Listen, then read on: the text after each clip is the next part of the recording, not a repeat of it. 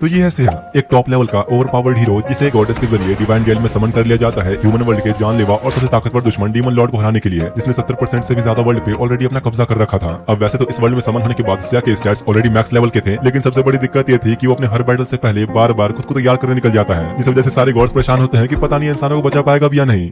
तो इन सब की शुरुआत होती है डिवाइन रियल्म से, जहाँ कई सारे गॉड्स और गॉडेस इकट्ठा बैठे हुए थे, और वहीं पर रिस्टा नाम की एक लो लेवल गॉडेस को बुला के उसे एक एस रैंक मिशन दे दिया जाता है इस दुनिया के सबसे पावरफुल विलन को हराने का, जो सुन वो इतनी डर गई थी कि उसे कुछ समझ नहीं आता कि इतने हाई रैंक गॉड्स के होने के बाद भी उसे ये काम क्यों दिया गया। असल में रिस्टा का काम है इंसानी दुनिया से एक पावरफुल हीरो को समन करना, जो अब तक वो 5 बार सक्सेसफुली कर चुकी है, लेकिन इस बार उसे जो मिशन मिला वो सिर्फ हाई रैंक वाले गॉड्स को ही दिया जाता है। तो इसलिए बेचारी इतनी डरी होती है कि भला अब मेरा क्या होगा। अब खुद को शांत करते हुए रिस्टा बारी बारी सारे कैंडिडेट्स को चेक करने लगती है, जिससे वो एक हीरो के तौर पर समन कर सके, पर फिर भी कोई ढंग का बंदा नहीं मिलता। वो सोच ही रही थी कि अब करे तो करे क्या, कि तभी एक पेपर उड़ते हुए उसके मुंह पे आगे गिरता है, जिसमें सिया नाम के एक हीरो के बारे में लिखा था जिसके स्टैट्स टॉप लेवल के होते हैं। जो देख वही सोच के बड़ी खुश होती है कि फाइनली मुझे प्रमोशन मिल ही जाएगा, बस एक बार मेरा ये मिशन किसी तरह कंप्लीट हो जाए। पर अब वो जाकर उस हीरो को समन करने का रिचुअल शुरू करती है, जिससे एक बहुत तेज रोशनी चमकने लगती है, और तब सिया सामने आता है जो कि काफी हैंडसम भी था। इसलिए रिस्टा के मन में लड्डू फूटने लगते हैं कि भाई तो कितना मस्त लड़का है। लेकिन सही टाइम पे ही उसे याद आ जाता है कि गॉड्स और ह्यूमंस के बीच कोई प्यार व्यार नहीं हो सकता। तो अब अपना अच्छा सा इंप्रेशन जमाते हुए रिस्टा उसे समझाने लगती है कि तुम्हें इस वर्ल्ड में समन किया गया है इस दुनिया को एक विलन से बचाने के लिए, जिसके सामने अच्छे अच्छे हीरोज भी नहीं टिक पाए। और चिंता मत करो, अगर तुम यहाँ मारे भी जाते हो तो वापस अपने वर्ल्ड में पहुंच जाओगे। रिस्ता सिया को स्टैट्स विंडो ओपन करते हुए दिखाती है कि अब तक जितने भी हीरोज इस वर्ल्ड में समन हुए हैं उन सब में सिया के स्टैट्स अब तक के सबसे हाईएस्ट हैं। इसलिए रिस्ता के हिसाब से वो एक परफेक्ट हीरो है इस दुनिया को बचाने के लिए। ये सब जानने के बाद भी सिया को फिर भी कोई इंटरेस्ट नहीं आता, और उल्टा उसी की बेइज्जती करने लगता है कि तुम तो एक गॉडेस हो, तुम खुद क्यों नहीं इस दुनिया को बचा लेती। उसका सवाल तो अच्छा था, लेकिन यहाँ डिवाइन रियल्म के रूल के हिसाब से कोई भी गॉड खुद जाकर किसी विलन से नहीं लड़ सकता। इंसानों की प्रॉब्लम्स उन्हें खुद सुलझानी होती है, लेकिन सिया को अब भी कोई इंटरेस्ट नहीं आता और वो इन सब बातों पर ध्यान नहीं देता। तो उससे में अब रिस्ता उस वर्ल्ड में जाने का पोर्टल ओपन करते हुए कहते हैं कि लो तुम चल के खुद अपनी आंखों से असलियत देख लो। लेकिन सिया साफ मना करते हुए कहता है कि नहीं, मैं ऐसे किसी खतरनाक वर्ल्ड में बिना किसी हथियार और तैयारी के नहीं जाने वाला। रिस्ता उसे मनाने की कोशिश करती है कि देखो मैं तुम्हारी हेल्प के लिए तो वहाँ होंगी ना, टेंशन मत लो, चलो मेरे साथ। तो सिया गुस्से में कहता है कि तुम जैसी लो लेवल गॉडेस मुझे क्या ही बचा पाएगी। अगर मेरा सामना सच में ऐसे खतरनाक विलन से होने वाला है तो पहले मुझे खुद को तैयार करना होगा। सिया अब अपनी शर्ट उतार लेता है, जो देख रिस्टा के मन में लड्डू फूटने लगे कि भाई कहीं मेरे साथ कुछ करने तो नहीं वाला। लेकिन तभी अचानक वो पुशअप्स करना शुरू हो गया, क्योंकि पहले उसे अपनी ट्रेनिंग कंप्लीट करनी थी। जो देख रिस्टा को याद आता है कि उस पेपर में सिया के बारे में ये भी लिखा था कि उसे सोचने की बीमारी है, वो हर एक चीज के बारे में कुछ ज्यादा ही गहराई से सोचता है। तो अब इसका सोल्यूशन निकालने के लिए रिस्टा एक दूसरी गॉडेस आर्या के पास आके उसे सब बताते हुए कहते हैं कि मुझे कुछ समझ नहीं आ रहा, क्या मैं करूँ तो करूँ क्या। वो पता नहीं कब तक ऐसे ट्रेनिंग करता रहेगा। पर आर्या को इस बात में इतनी दिक्कत नहीं लगती, क्योंकि ऑब्वियस सी बात है इतने डेंजरस मिशन पर जाने से पहले कोई भी पूरी तरह से तैयार होना चाहेगा। और उसे समझाते हुए कहते हैं कि पहले तुम्हें उसके लिए एक अच्छी सी जगह और अच्छा सा खाना तैयार करना चाहिए, ताकि कम से कम उसके दिल में तुम्हारे लिए थोड़ी रिस्पेक्ट आ जाए। तो अब रिश्ता ऐसा ही करती है और जाके सबसे पहले उसके रहने के लिए एक अच्छी सी जगह तैयार करती है और खाने के लिए बड़े बड़े राइस बॉल्स देती है, क्योंकि ऑब्वियसली जापान के लोग यही खाते हैं। पर सिया साफ मना करते हुए कहता है कि नहीं, कहीं अगर इसमें कोई जहर मिला हुआ तो। और खुद खाने से पहले जबरदस्ती रिस्टा को खिलवाता है।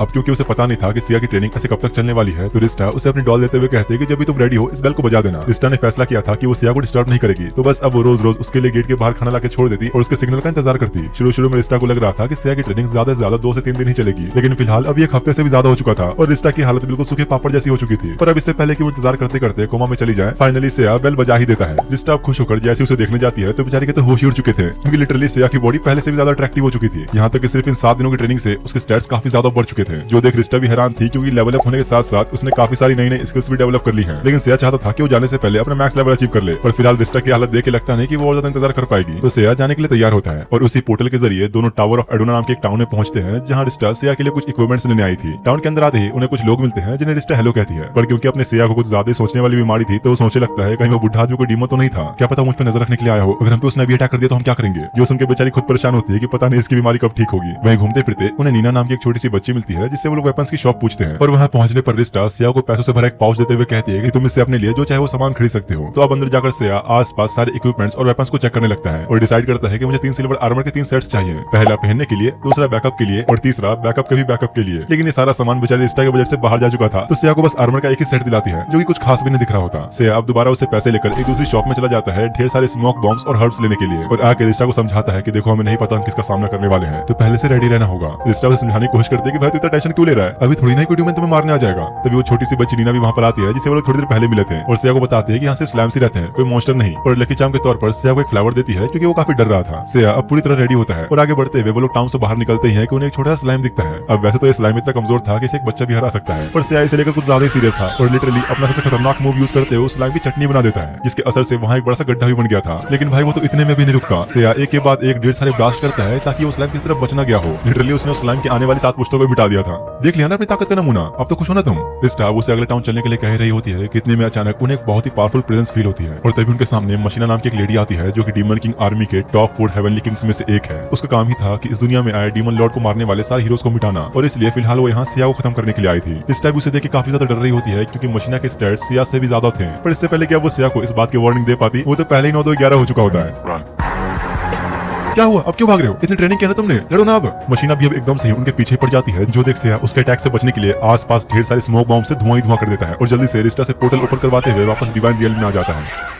मशीना कहते हैं कि चलो कोई बात नहीं, दोबारा तो मेरे हाथ लगोगे ही। दूसरी तरफ यहाँ से आते ही रिस्टा को रूम के बाहर निकालते हुए कहता है कि अब से मैं तब तक ट्रेनिंग करता रहूंगा जब तक कि मैं अपना मैक्स लेवल अचीव न कर लूं। तो अब रिस्टा के पास इंतजार करने के अलावा और कोई रास्ता भी नहीं होता और यूं ही बैठे बैठे उसे 2 दिन बीत जाते हैं पर सिया का अब तक कोई रिप्लाई नहीं आया था। तो रिस्टा अब अपने क्रिस्टल बॉल का यूज करती है ये देखने के लिए कि आखिर सोल्ड में चल क्या रहा है। पर एकदम से ही मशीना का चेहरा सामने आता है जो ये अच्छे से जानती थी कि रिस्टा उसे डिवाइन रियल्म से देख रही है और उसे धमकाते हुए कहते हैं कि अब तो तुम्हें आना ही पड़ेगा वरना यहाँ हर 10 मिनट में एक इंसान मेरे हाथों मरेगा जब तक कि तुम उस हीरो को लेकर यहाँ नहीं आती। रिस्टा काफी घबरा गई थी और जल्दी से सिया के पास जाकर उसे सारी बातें बताते हुए कहती कि हमें अभी चलना होगा, हमारे पास और कोई रास्ता नहीं। लेकिन सिया साफ मना कर देता है, तुमने ही तो कहा था कि रियल वर्ल्ड और डिवाइन रियल्म के बीच में काफी ज्यादा टाइम डिफरेंस होता है, वहाँ के 10 मिनट यहाँ के 16 घंटों के बराबर है, तो अभी हमारे पास काफी टाइम है। अब सिया की बात यहाँ पर सही तो थी लेकिन वही दूसरी तरफ मशीना ने उस छोटी सी बच्ची नीना के फादर को अपना अगला शिकार बना रखा था। जो देख रिस्टा पूछती है कि हम लोग बस उन्हें इस तरह मरते हुए देखते रहेंगे, तुम्हें वहाँ जाने से डर लग रहा है तो क्या हम सबको मरने दें? अगर तुम मर भी गए तो कल को वापस अपने वर्ल्ड में चले जाओगे और उस टाउन के मासूम बच्चों और लोगों का क्या? तुम्हें इसकी कोई परवाह नहीं। लेकिन सिया बिना कोई जवाब दिए बस अपने पुशअप्स करता रहता है। जो देख रिस्टा कहते हैं कि शायद मुझसे ही गलती हो गई, मैंने एक डरपोक से मदद की उम्मीद लगाई। रिस्टा जा ही रही होती है कि तभी पीछे से तैयार खड़ा हो जाता है और बताता है कि मेरे पास भी करने की अपनी एक वजह है, अगर मैं हारा तो पूरा टाउन तबाह हो जाएगा, यहाँ तक कि हो सकता है कि उस दुनिया का हर एक इंसान मारा जाए। शायद तुम अब तक की बात समझ नहीं पाए कि इस लड़ाई के लिए मेरा तैयार होना कितना जरूरी है। रिस्टा अब जैसे सिया की तरफ देखते हुए उसका लेवल चेक करती है तो लिटरली बस 2 दिन की ट्रेनिंग के अंदर ही उसके स्टैट्स आसमान छू चुके थे। रिस्टा एक्साइटेड होकर पोर्टल खोलने वाले थे कि सिया उसे गुस्सा देकर मारता है कि पागल हो क्या, अगर हम अभी वहाँ गए तो वो उसी वक्त उन्हें मार देगी, थोड़ा इंतजार करो।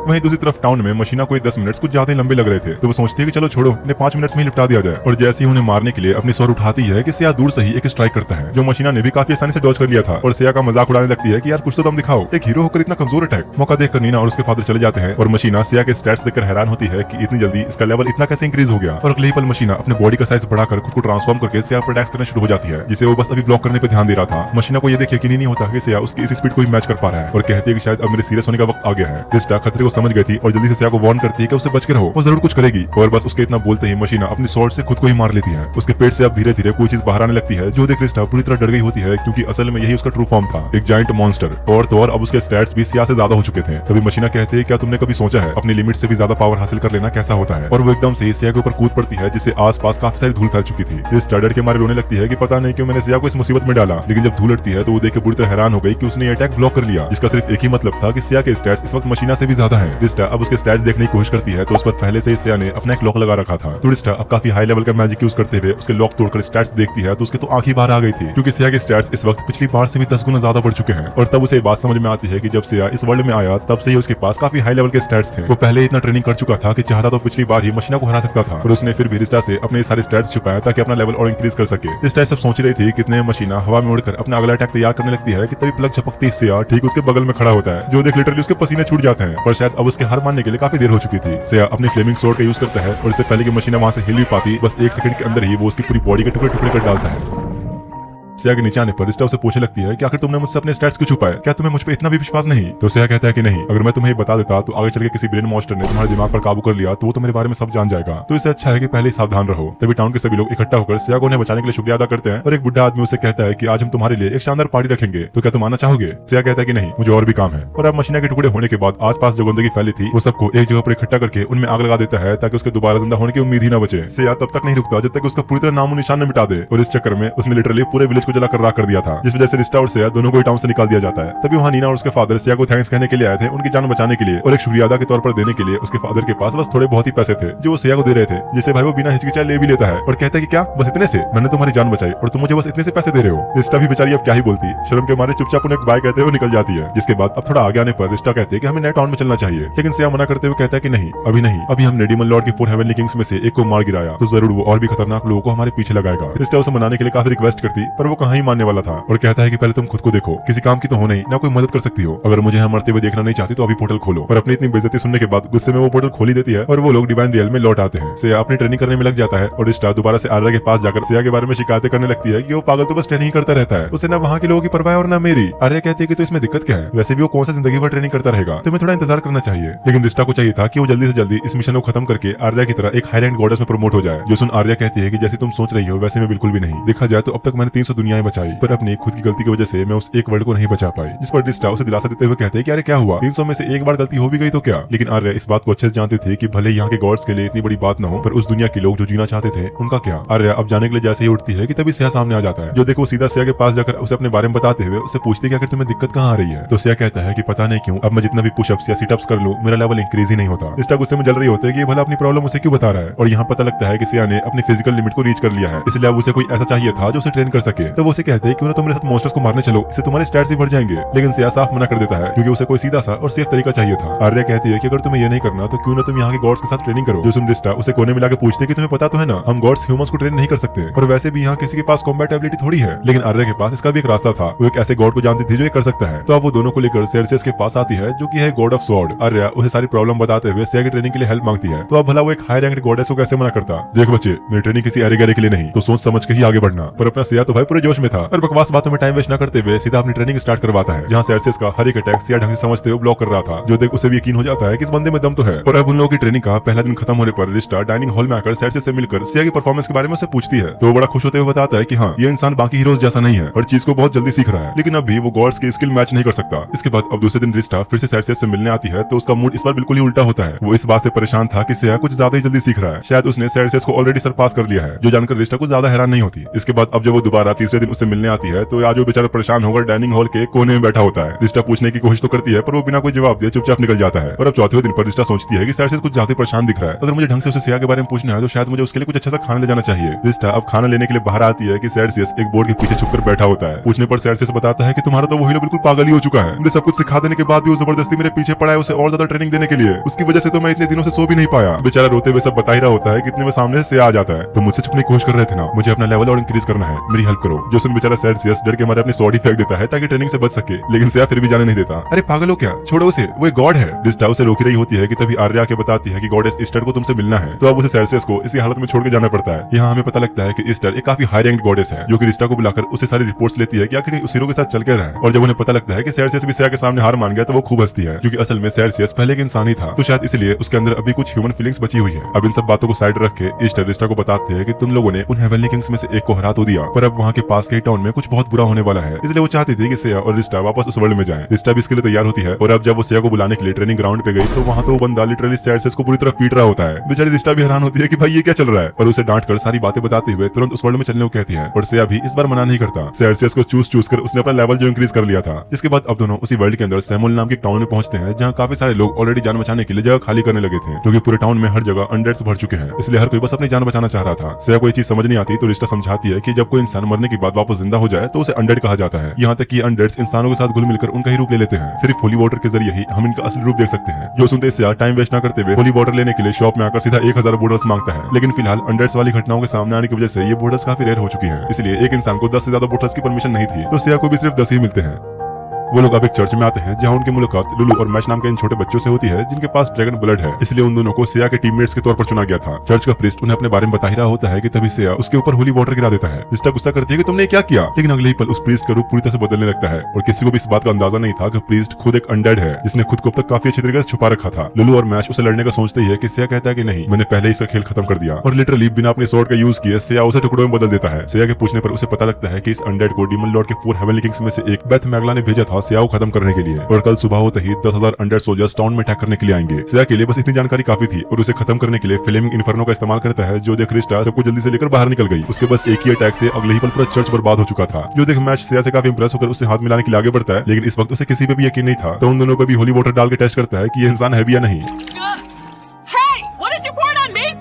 मैश और लुलू समझ जाते हैं कि बंदा नॉर्मल तो नहीं है और खुश होकर उसकी टीम में जाने का पूछने ही वाले होते हैं कि तभी उसकी नजर से और रिश्ता पे पड़ती है जो भूतों की तरह उन्हें घूर रहे थे। दरअसल दोनों मैश और लुलू के स्टैट्स चेक कर रहे थे जो कि कुछ खास नहीं है। ये देखते ही सिया डायरेक्ट मना कर देता है कि नहीं, मैं इन कमजोरों को अपनी टीम में नहीं रखने वाला। सिया नहीं चाहता था कि कुछ बच्चों को अपनी टीम में लेकर वो और भी ज्यादा सिरदर्दी पाले और इसी बात को लेकर उनका झगड़ा चल ही रहा होता है कि तभी टाउन के कुछ गार्ड्स वहां आते हैं। पूछताछ करने पर सिस्टर बताती है कि हमारे बीच रह रहा वो प्रीस्ट एक अनडेड था जिसे सिया यानी इस हीरो ने हराया और कल सुबह ऐसे 10,000 अनडेड्स की आर्मी हम पे हमला करेगी। जो सुन वो गार्ड समझ जाते हैं कि ऐसे टाइम पर सिया जैसा एक हीरो ही उनकी हेल्प कर सकता है, तो वो उसके सामने झुककर कहते हैं कि प्लीज हमें बचा लो। तो सिया कहता है कि हाँ चलो ठीक है, पर पहले ये बताओ कि मुझे कितने पैसे मिलेंगे। अगर तुम सच में करते हो तो मतलब तुम पूरे टाउन को बचाओगे और इसके लिए तुम्हें 1000 गोल्ड कॉइंस तो मिलेंगे ही। जो सुन वो अब एक फॉर्म निकालते हुए कहता है कि ठीक है, मुझे इस पे साइन करके दो। और अब जाते हुए मैश और लुलू से कहता है कि तुम लोगों को वहां आने की जरूरत नहीं, मैं अकेले संभाल लूंगा। और बच्चे तू जाके पोगो देख। मैश सिया को उल्टा सीधा कहकर गुस्से में जंगल की तरफ चला जाता है। सिया अपनी फ्लाइंग स्किल को एक्टिवेट करते हुए रिश्ता से कहता है कि तुम भी कुछ खास काम की नहीं समझी और ये कहते हुए निकल जाता है। अब वैसे तो यहाँ रिश्ता के पास कोई फ्लाइंग स्किल नहीं थी, पर सिया के इतने सारे ताने सुन के गुस्से में अपनी फुल मैजिक पावर से उस स्किल को अनलॉक कर लेती है। लेकिन फिर भी सिया की स्पीड इतनी ज्यादा थी कि रिश्ता बराबरी कर ही नहीं पाती और थकार के सांस ले ही रही होती है। कितने में सिया उसे लेने के लिए वापस आता है। रिश्ता को पहले तो ये माहौल बड़ा रोमांटिक लगता है, लेकिन जैसे ही सिया ने अपनी स्पीड बढ़ाई उसे पहली बार मौत को छूकर वापस आने की फीलिंग पता लगती है। कुछ देर बाद दोनों एक बड़े से जंगल के ठीक ऊपर पहुंचते हैं जहां से सारे अनडेड्स टाउन की तरफ ही आ रहे थे। उनकी स्पीड देख के लग रहा था कि शायद वो कल सुबह से पहले टाउन में पहुंच जाएंगे, तो इसलिए सिया डिसाइड करता है कि वो अपने एटॉमिक बॉम्ब को यूज करेगा इन सबको एक बार में निपटाने के लिए। और अब स्पेल कास्ट करते हुए सिया एक छोटा सा मीटर रेडी करता है और लिटरली भाई बस इस एक वार से उन 10 के 10,000 अनडेड्स का नामो निशान मिट जाता है। रिश्ता को भी ये देख अपनी आंखों पर यकीन नहीं हो रहा होता। सिया अब ऐसे लेवल पर पहुंच चुका था कि उसे कभी किसी टीममेट की जरूरत तो नहीं पड़ने वाली। रिश्ता इस खतरनाक मंजर को देख ही रही होती है कि तभी सिया बताता है कि इस अटैक को करने की वजह से मेरा काफी ज्यादा माना खत्म हो चुका है, तो मैं आप तुम्हें वापस नहीं ले जा सकता। जो देख अब रिश्ता उसकी हेल्प करती है टाउन की तरफ ले जाने में। जिसके बाद अगली सुबह जब वो लोग टाउन में रुके होते हैं तो लुलू काफी घबराते हुए रिश्ता के पास आकर उसे बताती है कि मैच जब बुरा मान के उनके पास से गया था तब से अब तक वापस नहीं आया, पता नहीं वो अब तक कहाँ है, क्या आप मेरी हेल्प कर सकते हो उसे ढूंढने में। तो रिश्ता अब सिया को बताने जाती है, लेकिन उसे वहाँ ये देखने मिलता है कि उसने लिटरली अपनी पावर से एक स्वॉर्ड बनाकर तैयार कर दी। सिया बताता है कि रिश्ता के जो टूटे हुए बाल हर जगह कमरे में फैले हुए थे उसी का यूज करके उसने स्वॉर्ड बना दिया। अब इससे पहले रिश्ता इस पर कुछ रिएक्शन देती, वहाँ की लैंडलॉर्ड एक बड़ा सा कुछ सामान लेकर आती है जो कि किसी ने सिया के लिए डिलीवर किया है, लेकिन वो कहता है कि नहीं, मैं कैसे मान लूं, इसमें कोई बॉम्ब हुआ तो।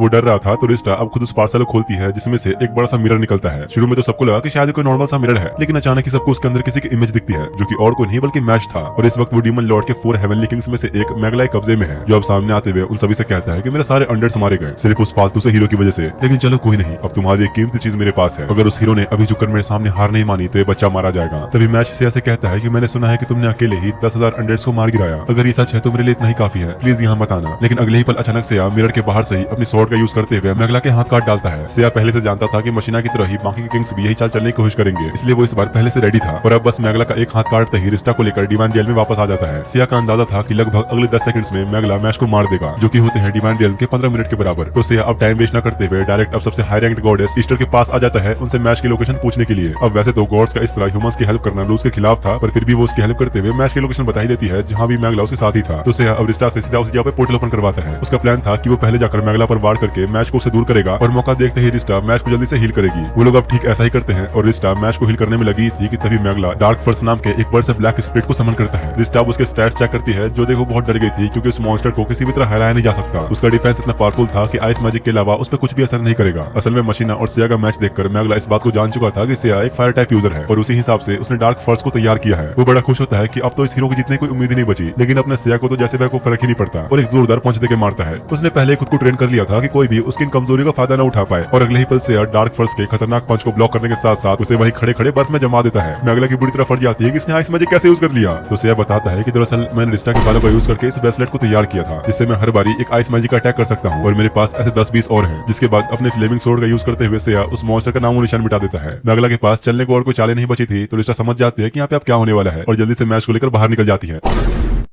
मेरा मुंह से निकल गई, मेरी जबान टूट गई यार।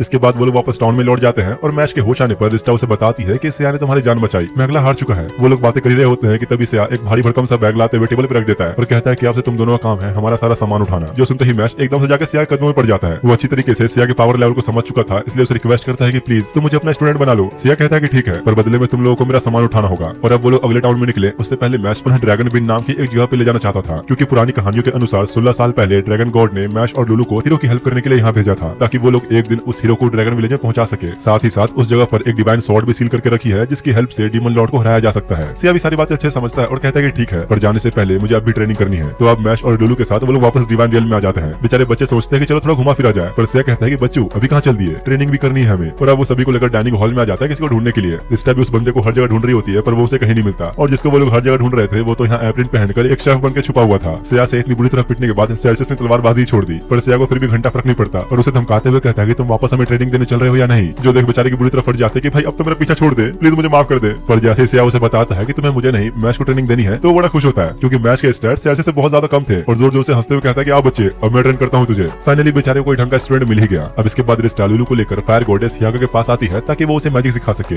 यागा भी तैयार होती है उसे सिखाने के लिए कि अगर इससे एक दुनिया बच सकती है तो वो ये जरूर करेगी। तो अब दोनों को अपने अपने टीचर्स के पास पहुंचाने के बाद सिया कहता है कि फिलहाल मुझे भी अपने लिए कोई ट्रेनर चाहिए, पर लगता नहीं कि शायद अब मेरे लायक कोई है भी। वो लोग इस बारे में बात करते हुए जा ही रहे थे कि तभी Rizta goddess of destruction Valkyrie से टकरा जाती है, जिसकी हरकतें मुझे कुछ ठीक नहीं लग रही। वेलकरी बहुत ही घमंडी और गुस्से वाली गॉडेस थी, तो इसलिए रिस्टा से कहते कि मेरे पास अभी टाइम नहीं है, नहीं तो मैं तुझे दिखा देती कि मुझसे टकराने का अंजाम क्या होता है। उसके जाने के बाद सिया कहता है कि मुझे उसमें से बहुत ही खतरनाक पावर फील हो रही है, और रिस्टा से पूछने पर उसे पता लगता है कि वेलकरी पूरे डिवाइन रियल्म की सबसे पावरफुल गॉडेस है। सिया को ये पता लगता ही डायरेक्ट उसे जाके खुद को ट्रेनिंग देने के लिए पूछ लेता है। जो सुन वो तो गुस्से में पागल ही हो गई कि तुझे नीचे इंसान की हिम्मत कैसे हुई मुझसे ऐसे बात भी करने की। वो तो लिटरली सिया को उसी वक्त जान से मारने ही वाली थी कि इतने में आर्या सामने आ जाती है, जो सिया के लिए वेलकरी से खुद माफी मांगती है। और क्योंकि आर्या भी एक हाई रैंक रिस्पेक्टेड गॉडेस थी तो वेलकरी भी बात को ज्यादा बढ़ाए बिना चली जाती है। सिया को चाहिए था कि कोई उसे ट्रेन करे, तो आर्या कहती है कि चलो ठीक है मेरे साथ आओ, और वो उन्हें गॉडेस ऑफ वॉर एडेनिला से मिलाने लाती है, जिसकी शक्ल बिल्कुल एक भूतनी जैसी थी। आर्या पूछती है क्या तुम इस ह्यूमन को ट्रेनिंग में हेल्प कर सकती हो, तो एडेनिला कहते हैं कि हाँ क्यों नहीं, और एकदम से पलक झपकते सिया के पीछे आ जाती है। उसके पास सिया को सिखाने के लिए सिर्फ यही एकलौता मूव है जो इतना तेज है कि कभी भी कोई उसकी स्पीड मैच नहीं कर सकता। ये सिया को भी काफी पसंद आया होता है और उसे सीखने के लिए वो रेडी था। अब धीरे धीरे उन सभी ट्रेनिंग का पहला दिन शुरू होता है, जहाँ मैश और लुलू की ट्रेनिंग काफी अच्छी चल रही थी, पर जब वही रिस्टा सिया की ट्रेनिंग देखने गई तो उसे सिर्फ एडेनिला ही दिखती है। उसके पूछने पर एडेनिला कहती है कि हाँ ये हीरो मैंने अब तक जितने भी देखे उस समय काफी अजीब तो है, पर फिर भी मुझे काफी अच्छा लगा। देख ऐसा लग रहा था कि एडेनिला सिया के साथ कुछ ज्यादा ही मजे कर रही है। जिसके बाद दूसरे दिन रिस्टा जब खाना लेकर जा ही रही थी तो सिया और मैश पहले से डाइनिंग हॉल में बैठे थे, जहाँ सिया उसे कुछ लाइफ चेंजिंग टिप्स दे रहा था और सारी बातें समझा के चला जाता है। रिस्टा पूछती है कि तो बताओ क्या सिखाया उसने। नहीं ज्यादा कुछ नहीं, बस उसने समझाया कि किसी भरोसा मत करना। सिया ने भाई बस अपने सोचने वाली बीमारी को मैश के अंदर पास ऑन कर दिया था। अब इसके बाद धीरे धीरे 3 दिन बीत जाते हैं तो रिस्टा मैश और लुलू की ट्रेनिंग खत्म होने पर उन्हें वापस लेने आई होती है। मैश के स्टैट्स तो काफी अच्छे लेवल पे इंक्रीज हो चुके थे, पर वहीं लुलू में कुछ ज्यादा इंप्रूवमेंट्स नहीं आई होती। या रिस्टा को साइड मिलाकर बताती है कि इस बच्ची के अंदर मैजिक यूज करने का कोई भी टैलेंट नहीं, तो हमारी कोशिश करनी बेकार है। रिस्टा अब उन दोनों को लेने के बाद सिया के पास आती है, जहाँ उसे अपनी आंखों पर यकीन नहीं हो रहा होता, क्योंकि एडेनिला पूरी तरह बदल चुकी थी। उसने सिया के साथ ट्रेनिंग करके बहुत सारे नई नई चीजें सीख ली थी, और तो और वो उसे पसंद भी करने लगी है। इसलिए एडेनिला उसके लिए केक बनाकर लाई होती है और पूछती है क्या मैं तुम्हारे साथ तुम्हारे सफर पे चल सकती हूँ। इस पर सिया कहता है क्या बकवास है, ये सोच भी कैसे लिया तुमने कि तुम जैसी बेकार गॉडेस को मैं अपनी टीम में रखूंगा। जो सुन बेचारी के सारे अरमानों में पानी फिर जाता है और सिया के रिजेक्शन से गुस्से में पागल होकर हर जगह तबाही मचाने लग जाती है। वो अब जाने लग रहा था कि रिश्ता कहते कि प्लीज पहले तुमने जो अब ये सब करवा दिया उसे तो ठीक करो, लेकिन अपने सिया को इससे घंटा फर्क नहीं पड़ता और मना करते हुए पोर्टल में एंटर कर जाता है। अब कुछ देर बाद जब वो सब लोग वापस उस वर्ल्ड में आगे होते हैं तो अब वो मैश की बताई जगह ड्रैगन केव जाने वाले थे। लुलू रास्ते में चलते हुए ही अपने फायर मैजिक की प्रैक्टिस कर रही होती है, तो सिया कहता है कि इसे रहने दो, तुम लोग बस अभी अपना सामान उठाने पे ध्यान दो, बाकी मैं संभाल लूंगा। लेकिन उसी वक्त अचानक ही सामने से काफी सारे मॉन्स्टर्स निकलने लगते हैं। अब वो तीनों इससे पहले ही कुछ सोच पाते, एक आग में लिपटा हुआ बर्ड उन सभी को जलाने लग जाता है। सिया बताता है कि इसे मैंने अपने फायर मैजिक से बनाया है। इस बर्ड के अटैक का नाम है ऑटोमेटिक फिनिक्स, जो 30 लेवल से नीचे वाले मॉन्स्टर्स को इजीली खत्म कर सकता है। सिया की पावर्स लिटरली इतनी बढ़ चुकी थी कि लगता नहीं अब मैश और लुलू को अपनी स्किल्स दिखाने का मौका मिल पाएगा।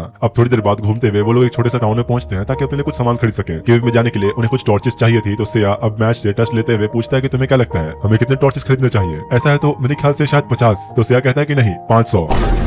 हाँ पैसे का तुम्हारे चाचा देंगे, 5 काफी है बस। अब अपनी जरूरत का सामान खरीदने के बाद वो लोग आगे बढ़ते हैं, जहाँ मैश और लुलू के हाथ अचानक ही चमकने लग गए, जिसका मतलब कि वो लोग ड्रैगन केव के बहुत नजदीक हैं। काफी देर तक चलने के बाद अब रात हो चुकी होती है, जहाँ वो लोग केव में भी आ जाते हैं। लेकिन एंटर करते ही सामने एक बड़ा सा दरवाजा था, जिसे सिर्फ मैश और लुलू ही खोल सकते हैं। लेकिन सिया भी लाइक अबे जाना कौन टाइम वेस्ट करे, और लिटरली बस अपने को स्लैश मारकर उस दरवाजे को बीच से फाड़ देता है। मतलब क्या ही फायदा उन दोनों के साथ रहने का जब सारा काम अकेला वही कर रहा है। सबके अंदर जाने के साथ ही एक आवाज उन्हें कहती है कि तुमने यहाँ तक पहुंचने के लिए काफी मेहनत की है, इससे आगे तुम सबको ड्रैगन विलेज में जाने के लिए इस टेलीपोर्टेशन पोर्टल के बीच खड़ा होना होगा। पर सिया को इस चीज पे भी यकीन नहीं था, तो चेक करने के लिए पहले एक छोटी सी छिपकली को वहां रखता है, जो अब टेलीपोर्ट होने के बाद वापस वहीं आ गई होती है। मतलब यहाँ कोई ट्रैप नहीं था। तो अब पोर्टल पे सबके चढ़ते ही वो लोग टेलीपोर्ट होकर एक ठीक गुफा जैसी जगह में आ गए थे, जहाँ उनका वेलकम करने के लिए लुरागस नाम का एक इंसान खड़ा होता है, जिसका चेहरा बिल्कुल ड्रैगन जैसा था, और वो उन्हें लेकर प्रिंसेस से मिलवाने ले जा रहा होता है, जहाँ रास्ते में विलेज के सभी लोग मैश और लुलू की तरफ ही देख रहे होते हैं। जिसके बाद अब वो सब लोग मदर ऑफ ड्रैगन्स लीबिया के पास पहुंचते हैं, जो मैश को अपने पास बुलाकर उसके अंदर ड्रैगन पावर्स को एक्टिवेट करती है, जिससे मैश के स्टैट्स भी काफी ज्यादा बढ़ जाते हैं। तो लुलू सोचती है कि शायद उसकी भी पावर्स एक्टिवेट की जाएंगी, लेकिन लीबिया ही उसे मना कर देती है कि नहीं, तुम्हें ऐसी कोई जरूरत नहीं, तुम्हारे पास इससे भी ज्यादा जरूरी मिशन है। और तब उन्हें पता लगता है कि हीरो की वो लेजेंडरी स्वॉर्ड जिसे लेने के लिए वो यहाँ आए थे वो लुलू के सैक्रिफाइस देने पर ही तैयार होगी। सालों पहले ही ड्रैगन गॉड के द्वारा भविष्यवाणी हो चुकी थी कि लुलू इसमें ड्रैगन ब्लड है, वो अपना सैक्रिफाइस देगी तभी हीरो की लेजेंडरी स्वॉर्ड सामने आएगी। मैश और रिस्टा इसके लिए साफ मना कर देते हैं तो लिविया उन्हें समझाती है कि शायद तुम्हें अंदाजा नहीं, लेकिन अभी 70% से भी ज्यादा दुनिया डीमन लॉर्ड के कब्जे में है। अगर ऐसा ही चलता रहा तो जल्द ही पूरी दुनिया पर डीमंस का राज होगा। डीमन लॉर्ड को हराना है तो हीरो के पास वो लेजेंडरी स्वॉर्ड होनी ही चाहिए। लिविया उसे समझाती है कि देखो, जब तुम इस दुनिया को बचाओगी तो हर इंसान तुम्हारी इज्जत करेगा, भले ही उस टाइम तुम अपनी ह्यूमन फॉर्म में नहीं होगी, लेकिन फिर भी हमेशा हीरो के साथ ही रहोगी। और अब क्योंकि उन सबके पास एक यही लौता रास्ता बचा था तो लुलू भी मानी जाती है। आज रात ही उसकी सैक्रिफाइसिंग सेरेमनी को परफॉर्म किया जाएगा, तब तक लुलू अपने दोस्तों के साथ आखिरी वक्त बिता सकती है। इसके बाद जब वो लोग बाहर आते हैं तो मैश उससे पूछता है कि क्या सच में तुम्हें करने के लिए तैयार हो, पर लुलू को जवाब नहीं दे पाती। वो हमेशा से हीरो की हेल्प करना तो चाहती थी, लेकिन उसे ये अंदाजा नहीं था कि इसके लिए उसे खुद को ही सैक्रिफाइस करना पड़ेगा। लेकिन सिया को तो जैसे इन सब बातों की कोई पड़ी ही नहीं थी और आराम से जाकर अपनी खरीदारी में लग जाता है। रिस्टा गुस्सा करती है कि आखिर तुम ऐसे टाइम पे सब कैसे कर सकते हो, क्या तुम्हें लुलू की कोई परवाह नहीं? तो सिया कहता है कि देखो, मेरे पास कुछ कहने को नहीं, जो उसका काम है वो तो उसे करना ही पड़ेगा, मैं इसमें कुछ नहीं कर सकता। लुलू को काफी बुरा लगता है कि जिसके लिए वो सैक्रिफाइस करने वाली है उसे ही मेरी कोई परवाह नहीं, और रोते हुए चली जाती है। इसके बाद अब रात होने पर सेरेमनी शुरू होती है, जहाँ सिया और बाकी सभी के लिए डिनर का इंतजाम किया गया था, जहाँ विलेज के सारे लोग भी आए हुए होते हैं। और अब थोड़ी देर तक खाना पीना हो जाने के बाद उनका रिचुअल शुरू होता है, जहाँ लिविया बताती है कि ये ड्रैगन एबिस है, सालों पहले इसे महान ड्रैगन एम्परर ने तैयार किया था और लुलू के इसमें कूदने के बाद उसके शरीर के टुकड़ों से वो स्वॉर्ड तैयार होगी। गार्ड्स अब उसे लेकर ठीक उस खाई के किनारे पर खड़ा कर देते हैं, जहाँ वो हंसते हुए सभी को अलविदा कहती है। लेकिन मैश से सब और देखा नहीं जाता और वो रोकने की कोशिश करता है तो गार्ड्स उसे जाने नहीं देते। साथ ही लुलू भी इतनी गहराई देखकर बहुत डर गई थी तो भागने की कोशिश करती है, लेकिन अब वापस मुड़ने का कोई रास्ता नहीं। लिविया के कहने पर गार्ड्स खुद उसे खाई में गिराने के लिए आगे बढ़ते हैं, जो देख विलेज का हर एक इंसान जोर जोर से चिल्लाना शुरू कर देता है। पर इससे पहले कि वो लोग उसे नीचे गिराते, सिया वहां पहुंचकर दोनों गार्ड्स को नीचे फेंक देता है और कहता है कि शायद तुम्हें समझ नहीं आया, लेकिन मैंने कहा था कि जो तुम्हारा काम है वो तुम्हें करना ही होगा। अगर तुम अभी चली गई तो मेरे इन सारे इक्विपमेंट्स को कौन उठाएगा? जो देख लुलू और रिस्टा बहुत खुश होते हैं। लिविया कहते हैं कि आखिर तुम लोग ये कर क्या रहे हो? अगर वो स्वॉर्ड तैयार नहीं हुई तो डीमन लॉर्ड को हराओगे कैसे? लेकिन अपना सिया भी लाइक, अबे जाना, मुझे कोई फर्क नहीं पड़ता, डीमन लॉर्ड को हराने के लिए मुझे किसी बच्चे की बलि नहीं चाहिए। तभी मैश मौका देके अपने ड्रैगन फॉर्म में आते हुए सभी गार्ड्स को हटाकर निकलने की कोशिश करता है कि तभी एकदम से ही वो और रिस्टा एक साथ जमीन पे गिर पड़ते हैं और वापस खड़े ही नहीं हो पा रहे होते, चाहे जितने भी कोशिश कर ले, क्योंकि असल में लिविया ने उन सबके खाने में पैरालाइज पोइजन मिला दिया था ताकि कोई भी उसके रिचुअल में टांग न अड़ा सके। लिविया अब गार्ड्स को लुलू को पकड़ने के लिए भेजती है, लेकिन तब उन्हें पता लगता है कि किसी वजह से सिया के ऊपर उस पोइजन का असर हुआ ही नहीं, क्योंकि इस बंदे ने भाई लिटरली पहले ही 4 कदम आगे की सोच रखी थी। सिया को उसी टाइम शक हो गया था कि इनके खाने में जरूर कुछ मिला होगा, इसलिए उसने सबसे छुपकर खाने के बाद वही उल्टी कर दिया था।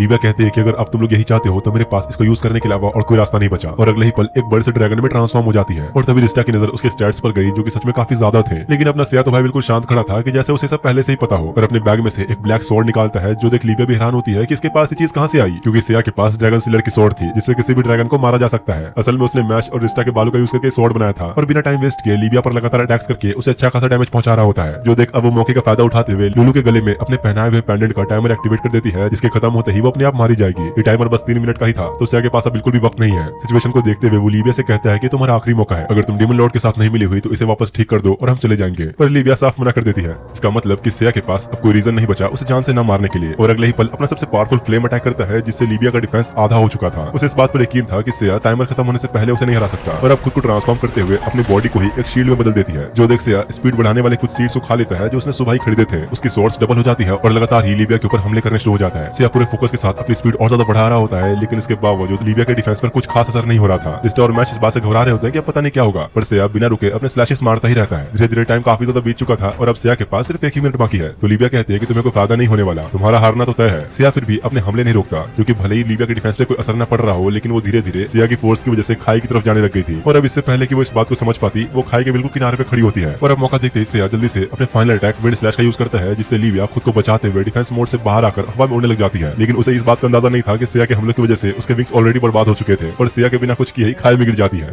उसके मरते के साथ ही लुलू का पेंडेंट भी डिस्ट्रॉय हो जाता है और साथ ही रिस्टा और मैश के ऊपर पोइजन का असर भी खत्म हो चुका था। तो रिस्टा के उससे पूछते कि आखिर तुमने ये कब किया, उसके विंग्स कब जला दिए तुमने, भूल गई क्या? मैं हर बार 2 कदम आगे की सोचता हूँ। वो लोग वापस जाने की बात कर ही रहे होते हैं कि तभी खाई में से एक तेज रोशनी चमकने लगती है और हीरो की वो लेजेंडरी स्वॉर्ड तैयार होकर बाहर आती है। सिया सबको बताता है कि असल में इस स्वॉर्ड को बनने के लिए किसी फीमेल ड्रैगन की जरूरत थी, इसलिए लिविया के मरने के बाद भी ये स्वॉर्ड तैयार हो गई। और सिया अब विलेज के लोगों को समझाते हुए प्रॉमिस करता है कि वो डीमन लॉर्ड को जरूर हराएगा, प्रिंसेस लिविया का सैक्रिफाइस बेकार नहीं जाएगा। इसके बाद चारों टेलीपोर्ट होकर वापस ड्रैगन केव में आ जाते हैं। रिस्टा, मैश और लुलू से कहते हैं कि तुम लोग बाहर जाकर थोड़ा इंतजार करो, हम लोग आते हैं। जिसके बाद अब सबसे पहले तो वो उसे डांटते हैं कि तुमने मेरे बाल क्यों निकाले, मुझे गंजा करने का इरादा है क्या तुम्हारा? पर फिर कहते हैं कि चलो छोड़ो, मुझे तुमसे बस ये जानना है कि वो स्वॉर्ड जो खाई से बाहर निकल कर आई वो लेजेंडरी स्वॉर्ड नहीं थी ना? मैं उसी वक्त समझ गई थी जब उस स्वॉर्ड में से मुझे किसी भी तरह की डिवाइन एनर्जी फील नहीं हुई। तो सिया बताता है कि हाँ, ये मेरी ही स्वॉर्ड है जो तुम्हारे बालों से बनी है। असल में उसने बस वहाँ के लोगों को दिलासा देने के लिए इसे एक डिवाइन स्वॉर्ड के तौर पर दिखाया। सिया कहता है कि देखो, मुझे उस चीज से कोई फर्क नहीं पड़ता, अगर बात डीमन लॉर्ड को हराने की है तो मैं कोई ना कोई रास्ता ढूंढ ही लूंगा। और तभी दूसरी तरफ पहली बार डीमन लॉर्ड की एक झलक दिखाई जाती है, जो कि कह रहा होता है कि आखिर वो वेपन हमारे हाथ लगी गया, जिससे गॉड्स को भी भी मौत के घाट उतारा जा सकता है। वहीं इधर सिया और रिस्टा जब बाहर आते हैं तो काफी सारे सोल्जर्स ने उन्हें घेर रखा होता है। पूछने पर वो बताते हैं कि हम यहाँ आपको कोई नुकसान पहुंचाने नहीं आए, हमें मदद चाहिए। हमारे काफी सारे सोल्जर्स फोर्ट एग्ला पर फंस चुके हैं, कुछ मॉन्स्टर्स ने उस जगह पर आतंक फैला रखा है और वो लोग अभी वहीं फंसे हैं। तो रिस्टा कहते हैं कि यार पहले कम से कम थोड़ा आराम तो करने देते हैं हमें, लेकिन सिया जाने के लिए बिल्कुल तैयार होता है। तो कैप्टन कहता है कि सावधान रहना, उन मॉन्स्टर्स का नाम बियलबब है जिनकी स्पीड भी बहुत ज्यादा तेज है। उनकी बातें सुनने के बाद सिया इस बार अकेले जाने के बजाय लुलू और मैश को भी साथ ले जाता है। और अब काफी घने जंगल में आने के बाद जब वो लोग उस जगह पर पहुंचते हैं तो सामने हजारों बियलबब्स मॉन्स्टर का पूरा एक झुंड मौजूद था। और तभी सिया की नजर उनके लीडर पे पड़ती है जिसके स्टैट्स वैसे तो उतने हाई नहीं थे, लेकिन स्पीड में बहुत ही ज्यादा तेज था। और वहीं पास ही में वो सारे सोल्जर्स जो यहाँ फंसे हुए थे अब भी उन बियलबब से किसी तरह लड़ रहे होते हैं, लेकिन तभी उनमें से कुछ सोल्जर्स को बियलबब्स ने उठा लिया था और काफी ऊपर ले जाकर छोड़ देते हैं, जिससे वो सब के सब एक बार में ही नीचे गिर के मर जाते हैं। अभी भाई मुझे ऐसा लग रहा था कि शायद सिया इन्हें बचाने आएगा, लेकिन बस वो चुपचाप खड़ा इनकी फाइट ऑब्जर्व कर रहा होता है और कहता है कि मच्छर की स्पीड इतनी तेज होती है कि उसे कोई पकड़ नहीं पाता। और यहाँ तो इनका साइज ऑलरेडी 1000 गुना हो चुका है। सिया सोल्जर्स की कमांडर रोजेलिया के पास आता है जो उसे पहली नजर में ही पहचान लेती है। तुम तो वही हीरो हो ना, अब तुम आ गए तो शायद अब हम जीत सकते हैं। कार्लोस बताता है कि हमारे सोल्जर्स बहुत डरे हुए हैं और काफी थक चुके हैं, हमें पहले रुक के थोड़ा आराम कर लेना चाहिए। तो अब रोजेलिया सिया और बाकियों को लेकर फोर्ट आगला की तरफ आ रही होती है ताकि सबको अच्छे से तैयार कर सके। रोजेलिया उन्हें बताती है कि अब तक उन बियलबब्स ने जो किया वो हीरो को यानी कि सिया को सामने लाने के लिए किया, वो बस हमारे ही कुछ सोल्जर्स को जानबूझ के मार रहे हैं ताकि हीरो सामने आए, क्योंकि उन लोगों ने अगर एम्पायर पर अटैक करने की कोशिश भी की तो वहाँ के जनरल से कभी जीत नहीं सकते। वो चाहे तो अकेले उन बियलबब्स को हरा सकते हैं, लेकिन दिक्कत ये थी कि जनरल एम्पायर को छोड़कर कहीं जा नहीं सकता था। इसके बाद अब वो चारों कैसल में पहुंच जाते हैं जहाँ कार्लोस सबको एक मीटिंग में इनवाइट करता है, लेकिन सिया को शक था कि जरूर उन पे कोई नजर रखे है, तो पहले उन्हें अच्छे से छानबीन कर लेनी चाहिए। तो अब सिया के कहने पर पूरे कैसल में मौजूद हर एक शख्स को और हर एक जगह को अच्छे से चेक कर लिया जाता है, पर कहीं भी कुछ भी नहीं मिलता। रोजेलिया कहते हैं कि सब छोड़ो, हमारे पास इन फालतू चीजों के लिए टाइम नहीं है, अगर उन्हें हराना है तो सिया के साथ जाके हमें सीधा उन पर हमला कर देना चाहिए। लेकिन सिया खुद मना कर देता है कि नहीं, ऐसे जानलेवा मॉन्स्टर्स के सामने जाने से पहले मुझे कम से कम 3 दिन की ट्रेनिंग की जरूरत होगी। रोजेलिया गुस्सा करती है कि इतने दिनों तक बैठ के हम झक मारते रहेंगे, तो रिस्टा समझाती है कि नहीं ऐसा नहीं है, गॉड्स के वर्ल्ड के 3 दिन यहाँ के 1 घंटे के बराबर होते हैं। लेकिन रोजेलिया का मानना था कि फालतू में टाइम वेस्ट क्यों ही करना जब ऑलरेडी हमारे सोल्जर्स के साथ सिया रहेगा। सिया कहता है कि मैंने अपनी आंखों से देखा है कि वो मॉन्स्टर्स किस लेवल के हैं, अगर हमने जल्दबाजी की तो तुम्हारा भी ठीक वही हाल होगा जो उन सोल्जर्स का हुआ। जो सुन रोजेलिया गुस्सा करती है कि आखिर कोई हीरो इतना डरपोक कैसे हो सकता है, अगर तुम चाहते तो उन सबको बचा सकते थे, लेकिन तुमने अपनी जान बचाने के लिए उन मासूम लोगों को मरने छोड़ दिया। जिस पर सिया कहता है कि रहने दो, अपनी गलतियों का इल्जाम मेरे ऊपर मत लगाओ, अगर तुम सब बेवकूफों की तरह लड़ने के बजाय एक अच्छा प्लान और स्ट्रेटेजी बनाकर जाते तो ये कभी नहीं होता।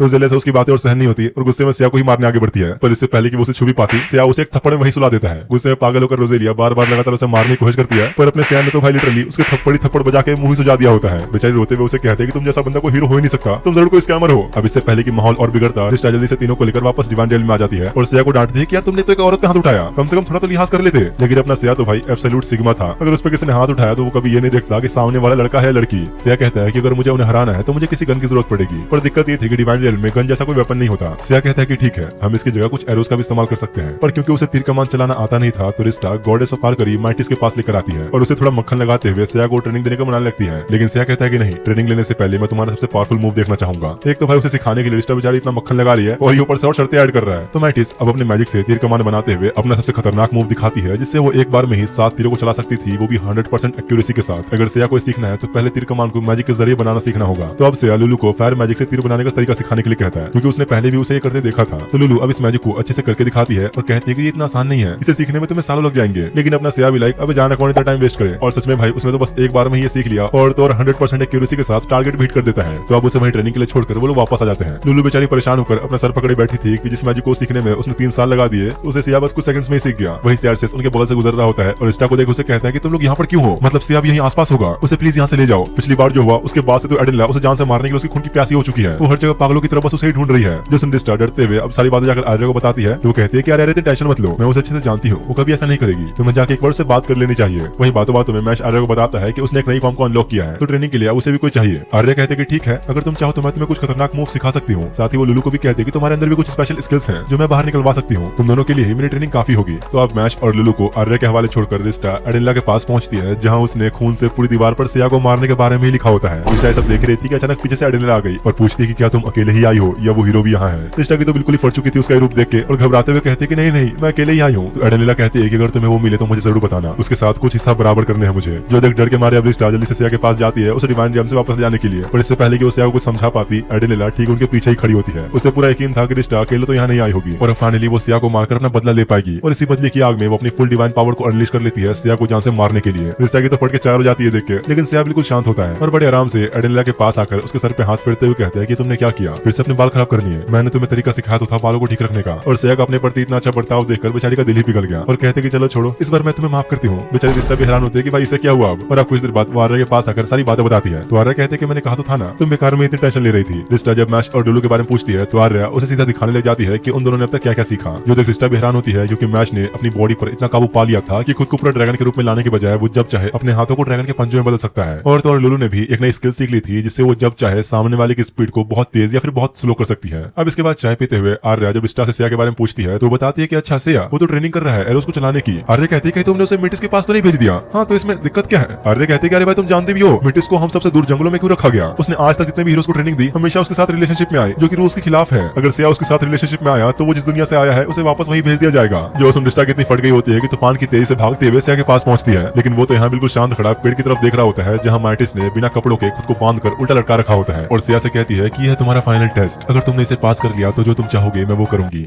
यहाँ सिया को उन पेड़ की जड़ों पर निशान लगाना था जिससे मार्टिस लटकी हुई थी, लेकिन वो तो उल्टा उसकी बेइज्जती करते हुए उसके सर के अंदर एरो घुसा देता है। रिश्ता डर जाती है कि भाई इसने ये क्या कर दिया। मार्टिस गुस्से में कहती है कि आज तक किसी ने मेरी ऐसी बेइज्जती नहीं की, तुम पहले हो और शायद आखिरी भी। और तभी वो सिया की तरफ उसे मारने बढ़ने लगती है कि वहीं वो उसकी आंखों और मुंह पर एरोज मार देता है। मार्टिस कहती है कि तुम भूल तो नहीं गए, हम गॉड्स मर नहीं सकते। और मैश की तरफ देखते हुए कहते हैं कि हाँ ये भी बुरा नहीं है, लेकिन अब इससे पहले कि वो मैश के साथ कुछ करती सिया अपनी 5 एरो वाली स्किल को यूज करता है, वो भी पूरी एक्यूरेसी के साथ, जो कि किसी नॉर्मल ह्यूमन के लिए करना इम्पॉसिबल था। मार्टिस कहती है कि मैं तो तुम्हारे साथ मजे करना चाहती थी पर लगता है कि अब तुमने वो मौका गवा दिया। और अब क्योंकि मार्टिस को हराने के बाद सिया ने अपनी स्किल को पूरी तरह मास्टर कर लिया था तो अब वो वापस उस वर्ल्ड में जाने के लिए रेडी होता है। और जैसे ही अब लोग पोर्टल ओपन करके पहुंचते हैं तो शायद उन्हें काफी देर हो चुकी थी। कार्लोस बताता है कि रोजेलिया अकेले ही कुछ सोल्जर्स के साथ उन बियलबब्स के इलाके में जा चुकी है, जिसका अंदाजा सिया को पहले से था कि जरूर ऐसा ही करेगी। तो जब अब वो लोग उस पेड़ को ऊपर से देखने की कोशिश करते हैं जहाँ वो बियलबब्स थे तो रोजेलिया वहीं ऊपर जाने में लगी थी। सिया अब मैश और बाकियों को लेकर छुपकर उन्हें देख रहा होता है और जैसे ही उन बियलबब्स का लीडर सामने आया सिया उस पर हमला करने ही वाला होता है कि तभी कुछ सोल्जर्स अचानक ही वहां पहुंच जाते हैं जो रोजेलिया के साथ नहीं गए थे और सिया के आने के इंतजार में थे। वो लोग एक्साइटमेंट में सिया की तारीफ करते हुए और तेज तेज बोलने लगते हैं जो देख रिश्ता सोचते हैं कि पता नहीं अब क्या होगा, इनकी आवाज सुनकर कहीं वो सब यहाँ ना आ जाए। दूसरी तरफ यहाँ पेड़ पर रोजेलिया अपने पागलपन में आकर चिल्लाते हुए सीधा उन बियलबब्स के लीडर को ही चैलेंज कर देती है। जो देखा वो सीधा उसे बड़े आराम से उठा के ले जाता है। सिया समझ गया था कि अब उनका ये प्लान काम नहीं करेगा, इसलिए रिश्ता को अब खुद उनके लीडर के पास जाने के लिए बोलता है रोजेलिया को छुड़वाने के लिए। तो बेचारी भी अब क्या ही करती। सिया के कहे अनुसार वो उसके पास जाके रोजेलिया को छोड़ने के लिए बोलती है। जो देखो वो लीडर भी समझ गया था कि जरूर ये गॉडेस है और अगर एक गॉडेस यहाँ है तो हीरो भी आसपास ही होगा। तो वो अब सिया को सामने लाने के लिए रोजेलिया को गिराने वाला होता है कि तभी वो पूछती है कि क्या उसने अपनी ट्रेनिंग खत्म कर ली। जो सुनते ही वो लीडर समझ जाता है कि जरूर सिया उस पर छुप के वार करेगा, तो अब अपनी पूरी स्पीड में और ज्यादा ऊपर जाने लगता है ताकि उसके हमलों से बच सके। उसका प्लान था रोजेलिया को इस ऊंचाई से नीचे फेंकना ताकि सिया के सामने ही उसके टुकड़े टुकड़े हो जाए, लेकिन इससे पहले कि वो ऐसा करता एक एरो बिल्कुल उसके बगल से गुजरता है जिसे बचने के चक्कर में रोजेलिया उसके हाथों से छूट गई और स्टप कर लेती है। और यहाँ पर हमें ये बात पता लगती है कि इन बियलबब्स का लीडर असल में डीमन किंग आर्मी के 4 हेवनली किंग्स में से एक है। उसे अपनी स्पीड पर इतना यकीन था कि सिया से कहता है कि तुम चाहे जितने भी एरो से हमला कर लो मैं अपनी जगह से नहीं हिलूंगा। सिया अब मार्टिस का सबसे खतरनाक मूव यूज करते हुए एक साथ 7 एरो से अटैक करता है, लेकिन उससे भी उसने किस तरह डॉज कर लिया। जो देख रिश्ता भी डर गई होती है कि अगर ये इससे नहीं मरा तो और कैसे मरेगा। साथ ही साथ सिया उस पर हमला करके खुद को सामने भी ला चुका था। जो देखो बियलबब जैसे उसके पास जाने लगा अचानक उसके पेट में एक बड़ा सा होल हो चुका था और तभी एक चमकती हुई बर्ड सामने आती है। असल में हुआ ये कि सिया ने जिन एरोस को उसकी तरफ फेंका था वो उसके बनाए मैजिकल बर्ड्स में बदल गए थे और इससे पहले कि वो लीडर कुछ समझ पाता एक फायर ब्लास्ट के साथ उसका खेल वहीं खत्म हो गया होता है। जिसके बाद सबके नीचे उतरने पर रोजेलिया कहते हैं कि यार तुम तो पीठ पीछे लड़े, एक हीरो तो ऐसा नहीं होता। लेकिन सिया उल्टा उसकी ही बेइज्जती करने लग जाता है कि पहले तुम खुद को तो देख लो, बस भौंकती रह गई, कुछ कर तो पाई नहीं। जो सुन बेचारे को गुस्सा तो आता है पर कुछ कहती नहीं। उनका लीडर तो खत्म हो चुका था तो अब बारी है उन बचे हुए मॉन्स्टर्स को मारने की। मैश और लुलू सोचते हैं कि चलो फाइनली हमें भी इनसे लड़ने का मौका मिलेगा। तो सिया कहता है कि नहीं ऐसा कुछ नहीं होने वाला, उसे बस लुलू की स्पीड बढ़ाने वाली एबिलिटी चाहिए थी ताकि मैश मरे हुए सारी बियलबब्स को उठाकर एक जगह पे इकट्ठा कर सके और फिर वो हेलफायर का यूज करते हुए सबको जलाकर राख कर देता है। जाने से पहले रोजेलिया सिया को बताती है कि आइजल नाम के एक विलेज में एक लेजेंडरी आर्मर मौजूद है जो सदियों से बस वहीं रखा है ताकि एक दिन कोई उसे डीमन लॉर्ड को हरा सके, तो अगर तुम्हें जरूरत है तो जाके ले सकते हो। तो सिया सोचने लगता है कि शायद ऐसा भी तो हो सकता है कि वो आर्मर कर्स्ड हो और तुम मुझे मरवाने के लिए वो देना चाहती हो।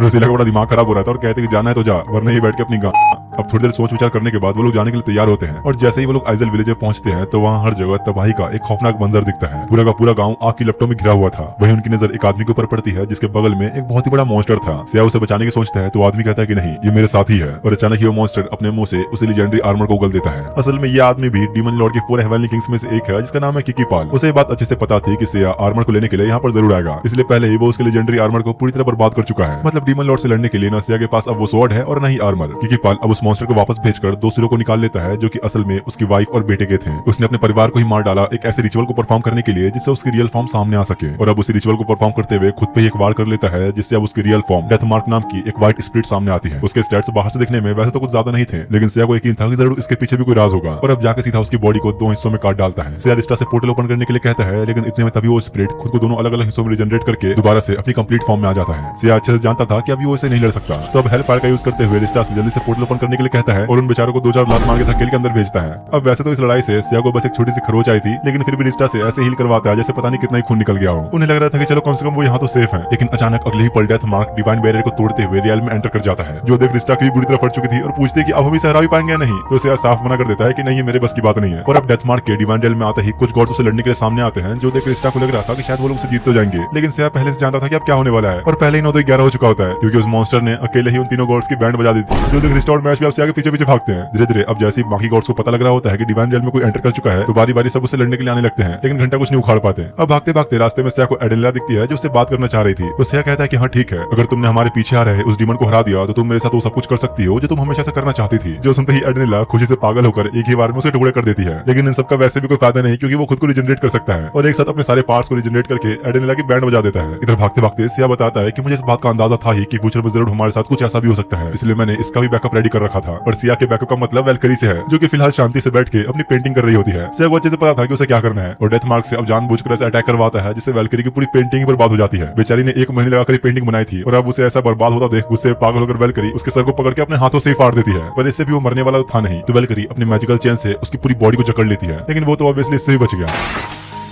जो देख एक्साइटमेंट में वेलकरी जोर जोर से हंसने लगती है और आसमान की तरफ देखते हुए जोर से चिल्लाकर अपनी डिवाइन पावर को अनलीश करती है, जिससे अब उसकी पावर्स अपनी मैक्सिमम तक पहुंच चुकी थी। और अब वेलकरी अपने सबसे खतरनाक अटैक गेट ऑफ वेलहेला का यूज करते हुए डेथ मार्क को उस गेट के अंदर ट्रैप कर लेती है। इस अटैक को यूज करने के बाद वेलकरी की पूरी बॉडी से बहुत तेजी से खून निकलना शुरू हो गया होता है, क्योंकि असल में बात यह है कि जो भी गेट ऑफ वेलहेला का यूज करता है तो बदले में उसे खुद को कुर्बान करना पड़ता है। अब नॉर्मल सी बात है कि वेलकरी एक गॉड है तो वो मरेगी नहीं, लेकिन अगर किसी इंसान ने इस टेक्निक का यूज किया तो तुरंत ही मारा जाएगा। लेकिन तभी अचानक से इससे अरिस्टा को एक लात मार के दूर फेंकता है और वेलकरी से अब खुद को ट्रेन करने के लिए कहता है, लेकिन वो इस बार मना कर देती है। तो सिया उसे धमकाते हुए उसे गले के ऊपर तलवार रख देता है कि तुम्हें मुझे सिखाना ही होगा। वेलकरी अब चाहती तो नहीं थी, लेकिन उसने ये भी देखा है कि सिया काफी तेजी से अपनी प्रोग्रेस कर रहा है, तो इसलिए अब गेट ऑफ वेलहेला को छोड़कर वो उसे अपनी हर टेक्निक सिखाने के लिए मान जाती है। जिसके बाद मैश और लुलू आर्या के पास जाने के लिए निकल गए होते हैं और तब सिया रिस्टा को लेजेंडरी आर्मर का एक छोटा सा टुकड़ा दिखाता है जो उसने उस विलेज से निकलने से पहले उठा लिया था, और अब उसे रिस्टा के बालों के साथ मर्ज करके एक स्वॉर्ड में तैयार कर देता है, एक ऐसी स्वॉर्ड जो कभी भी डिस्ट्रॉय नहीं हो सकती। रिस्टा ये देख खुश होकर सिया के गले लगने लगी, तो वो उसे दूर करते हुए कहता है कि छी छी, कितने दिनों से नहीं नहाए तुमसे कितनी बदबू आ रही है। तो अब अपनी बेइज्जती करवाने के बाद रिस्टा नहाने को जा रही होती है कि रास्ते में सैर से टकरा जाता है, जो उसे बताता है कि ईस्टर तुम्हें कब से ढूंढ रही है, शायद इसलिए कि तुम लोग यहाँ पर एक डीमन को लेकर आ गए।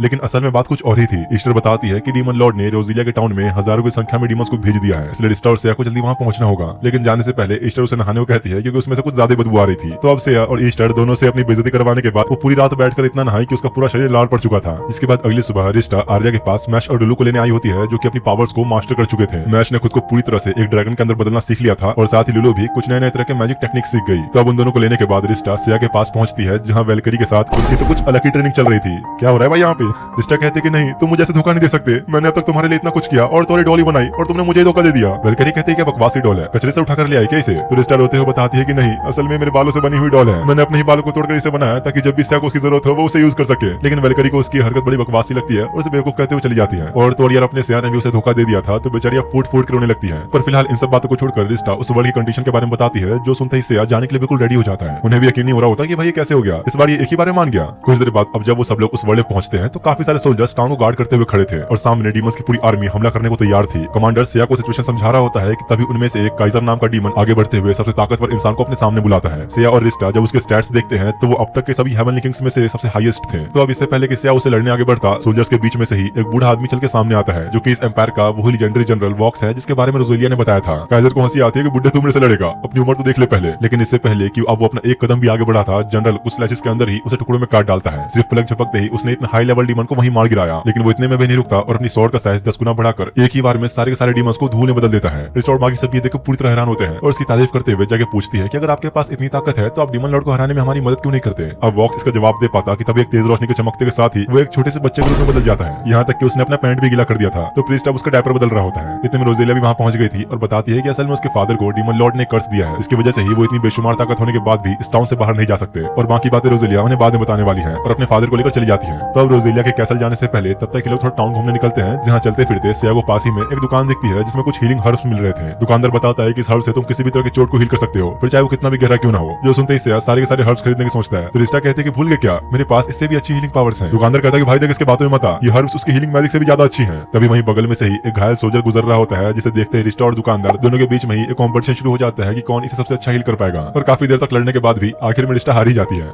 अब ऐसे इधर उधर करते करते काफी टाइम बीत चुका था, तो अब वो लोग रोजेलिया से मिलने के लिए कैसल में पहुंचते हैं, जहाँ रोजेलिया उन्हें अपने फादर यानी किंग से मिलवाने के लिए ले जाने वाली थी, जो कि असल में जनरल वॉक्स ही है। और उससे पहले सिया से पूछते कि तुम्हारा वो लेजेंडरी आर्मर कहाँ है, तो सिया कहता है कि अच्छा वो तो पूरी तरह बर्बाद हो चुका है। रोजेलिया सुन के वो कुछ ज्यादा हैरान नहीं होती और सबको अपने फादर के पास ले जाकर बताती है कि असल में एक समय पर इन्हें पूरी दुनिया का सबसे ताकतवर योद्धा माना जाता था, जिस वजह से वो यहाँ के लोगों को बचाने के लिए अकेले डीमन लॉर्ड का सामना करने चले गए, लेकिन इसके बावजूद वो कभी जीत नहीं सके और अब डीमन लॉर्ड के कर्ज की वजह से वो चाह के भी इस टाउन से बाहर नहीं निकल सकते। रोजेलिया अब सिया से खुद के लिए एक फेवर मांगते हुए कहती है कि मेरे फादर हमेशा कमजोर की मदद करना चाहते हैं। अगर उन्हें पता चला कि सिया डीमन लॉर्ड से लड़ने जा रहा है तो वो भी साथ जाना चाहेंगे, जो रोजेलिया नहीं चाहती थी। इसलिए सिया से रिक्वेस्ट करती है कि प्लीज किसी भी कीमत पर उन्हें अपने साथ नहीं आने देना। जिसके बाद अब वो लोग वॉक्स से मिलने पहुंचते हैं, जो कि अपने बूढ़े शरीर में वापस आ चुका था, और उसके कुछ कहने से पहले ही सिया साफ मना कर देता है कि नहीं, मैं तुम जैसे बुढ़े को अपने साथ टीम में नहीं लेने वाला, तो उम्मीद छोड़ दो। वॉक्स को ये बात बुरी तो लगती है, पर उसे अंदाजा ही था कि ऐसा होगा। तभी एक सोल्जर आके बताता है कि दोबारा से डीमन लॉर्ड की आर्मी टाउन में आने लगी है, जो सुनते ही वॉक्स अब जाने की सोचता है, तो सिया कहता है कि नहीं, इस बार मैं उन्हें संभाल लूंगा। सिया रिस्टा को वहीं रुकने के लिए कहकर मैश और लुलू को अपने साथ लेकर चला जाता है। तो अब उनके चले जाने के बाद वॉक्स रिस्टा को लेकर चर्च में आया होता है और उसे पूछता है कि क्या तुम्हें इसके पीछे की वजह पता है, एक गॉडेस कभी भी मर क्यों नहीं सकती। रिस्टा कहते हैं कि नहीं, मुझे तो नहीं पता। तो वॉक्स बताता है कि जैसे सिया अभी हमारे साथ यहाँ है, लेकिन उसका असली सोल उसकी दुनिया में मौजूद है, तो अगर वो यहाँ मारा भी गया तो अपनी दुनिया में वापस जिंदा हो जाएगा, लेकिन अगर उसके रियल सोल को ही खत्म कर दिया जाए तो भी यहाँ खत्म हो जाएगा। ठीक उसी तरह सारे गॉड्स और गॉडेस की बस बॉडी यहाँ पर है, लेकिन उनकी असली सोल डिवाइन रियल में एक ग्लास के अंदर कैद है। किसी तरह डीमन लॉर्ड ने इस चीज को बाईपास करके एक ऐसा वेपन बनाया है जिसके चेन रिएक्शन की वजह से अगर सिया या रिस्टा इस दुनिया में मारे गए तो उनकी सोल भी खत्म हो जाएगी, मतलब कि वो हमेशा हमेशा के लिए मारे जाएंगे। और इस वक्त वॉक्स के पास वही वेपन है जिससे वो सिया और रिस्टा दोनों को ही खत्म करने वाला है। असल में बात यह है कि जब सालों पहले वॉक्स डीमन लॉर्ड से लड़ने गया था तो उसकी बेशुमार ताकत के सामने उसने घुटने टेक दिए थे, और तब से ही वो डीमन लॉर्ड के साथ है। इसलिए वो रिस्टा और सिया को यहाँ खत्म करेगा इससे पहले कि वो डीमन लॉर्ड तक पहुंचे। और अब उस पर ढेर सारे अटैक्स करने शुरू हो जाता है, जो देखो बेचारी बचने की कोशिश तो करती है पर आखिर में पकड़ी जाती है। वॉक्स अपने फाइनल अटैक के साथ उसे खत्म करने वाला था, कितने में से आकर चेन को बीच में से काट देता है। साथ ही रोजेलिया और मैशी पहुंच गए होते हैं, जो किंग का असली चेहरा देख हैरान थे। इधर से अब रिस्टा को छुड़ाकर उसे लात मार के पीछे फेंक देता है। तो वॉक्स पूछता है कि आखिर तुम लोग बेवकूफ मेरे बारे में जान कैसे गए। सिया कहता है कि तो बड़ी आम सी बात है, तुम डीमन लॉर्ड से लड़ने के बाद भी जिंदा वापस आ गए, ऐसा तो हो ही नहीं सकता। जिसका मतलब साफ है कि जरूर तुमने अपनी जिंदगी के बदले उसके साथ कुछ न कुछ सौदा किया था। असल में सिया को तो तभी से शक था जब से उसने वॉक्स को देखा था।